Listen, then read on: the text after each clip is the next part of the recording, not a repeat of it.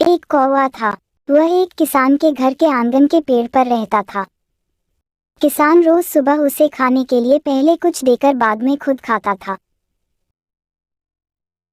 किसान खेत में चले जाने के बाद कौवा रोज उड़ते उड़ते ब्रह्मा जी के दरबार तक पहुंचता था और दरबार के बाहर जो नीम का पेड़ था उस पर बैठकर ब्रह्मा जी की सारी बातें सुना करता था। शाम होते ही कौवा उड़ता हुआ किसान के पास पहुंचता और ब्रह्मा जी के दरबार की सारी बातें उसे सुनाया करता था। एक दिन कौवे ने सुना कि ब्रह्मा जी कह रहे हैं कि इस साल बारिश नहीं होगी, अकाल पड़ जाएगा। उसके बाद ब्रह्मा जी ने कहा पर पहाड़ों में खूब बारिश होगी। शाम होते ही कौवा किसान के पास आया और उससे कहा बारिश नहीं होगी, अभी से सोचो क्या किया जाए। किसान ने खूब चिंतित होकर कहा तुम ही बताओ दोस्त क्या किया जाए। कौवे ने कहा ब्रह्मा जी ने कहा था पहाड़ों में जरूर बारिश होगी, क्यों न तुम पहाड़ पर खेती की तैयारी करना शुरू करो। किसान ने उसी वक्त पहाड़ पर खेती की तैयारी की।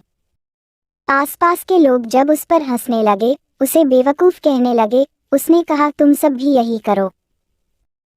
कौवा मेरा दोस्त है, वह मुझे हमेशा सही रास्ता दिखाता है, पर लोगों ने उसकी बात नहीं मानी, उस पर और ज्यादा हंसने लगे।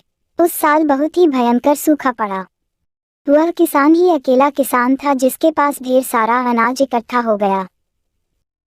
देखते ही देखते साल बीत गया। इस बार कौवे ने कहा ब्रह्मा जी का कहना था कि इस साल बारिश होगी, खूब फसल होगी, पर फसल के साथ साथ ढेर सारे कीड़े पैदा हो गए और कीड़े सारी फसल के चौपट कर देंगे। इस बार कौवे ने किसान से कहा इस बार पहले से ही तुम को ले आना ताकि वे कीड़ों को खा जाए। किसान ने जब ढेर सारा छछूंदों को ले आया, मैना और पंछी को ले आया, आसपास के लोग उसे ध्यान से देखने लगे पर इस बार वे किसान पर हंसे नहीं। इस साल भी किसान ने अपने घर में ढेर सारा अनाज इकट्ठा किया। इसके बाद कौवा फिर से ब्रह्मा जी के दरबार के बाहर नीम के पेड़ पर बैठा हुआ था। जब ब्रह्मा जी कर रहे थे फसल खूब होगी पर ढेर सारे चूहे फसल पर टूट पड़ेंगे। कौवे ने किसान से कहा इस बार तुम्हें बिल्लियों को न्योता देना पड़ेगा, एक नहीं दो नहीं ढेर सारी बिल्लियां।